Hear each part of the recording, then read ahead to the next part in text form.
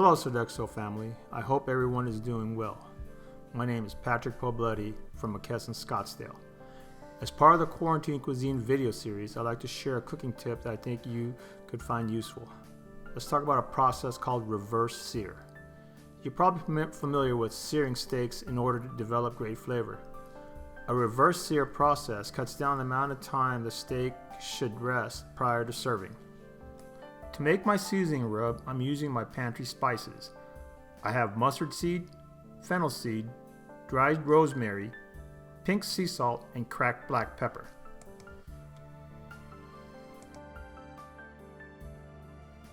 In a preheated pan, I'll toast my spices.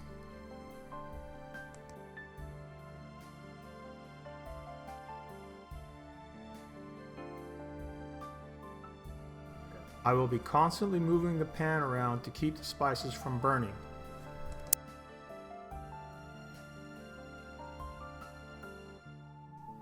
When you begin to smell the spices, I take them off the heat and pour them into the mortar and pestle.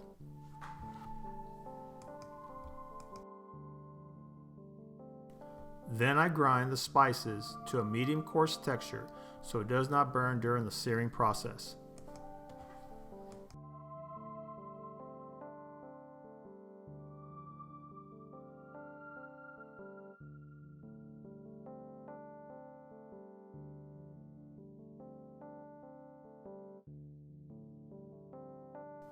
Now I'll combine the ground spices with pink sea salt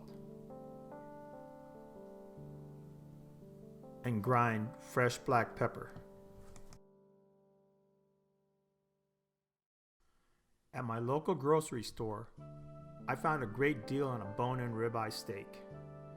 Manager specials are a great way to economize and extend your budget and get a lot more bang for your dollar.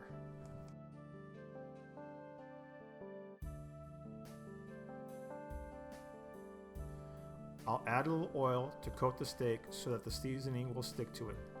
Season all sides, making sure that you rub the spice mix in.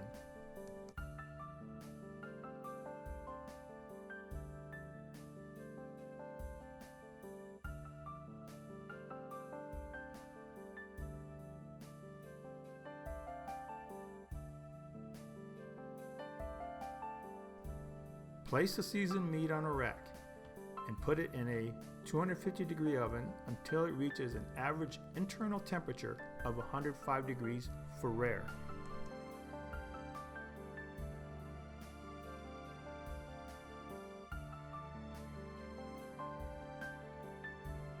It took 65 minutes for this bone-in 2.5-pound ribeye steak to reach an average internal temperature of 108 degrees.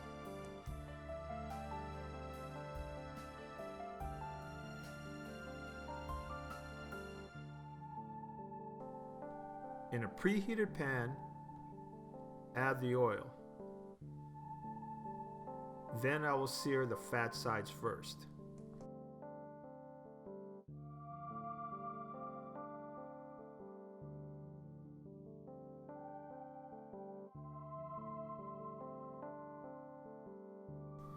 I'm holding the steak over the hot spots in the pan to render down the fat. I sear one side of the steak, then turn it over and sear the other side. Searing at a high temperature develops a nice brown crust. When the crust is developed, I'm constantly moving it around the pan to ensure that the steak cooks evenly and the fat is properly rendered.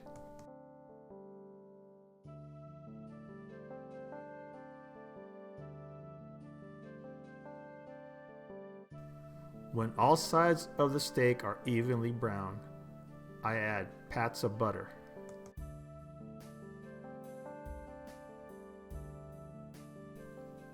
I spoon on oven-dried garlic on top of the steak. Then I baste the steak.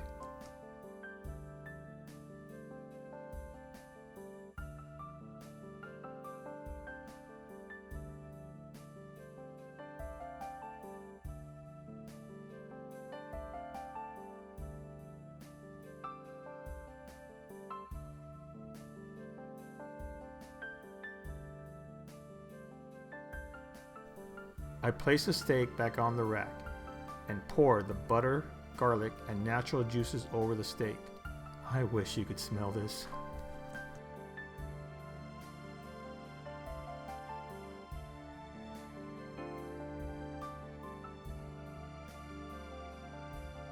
Using the residual heat, I warm up the repurposed vegetables left over from this week's meal prep.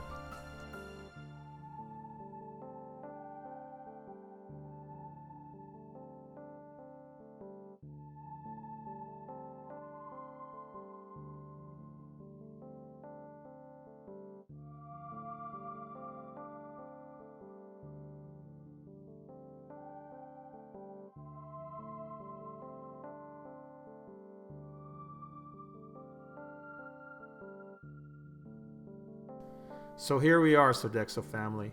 The final serving temperature average is a minimum of 120 degrees.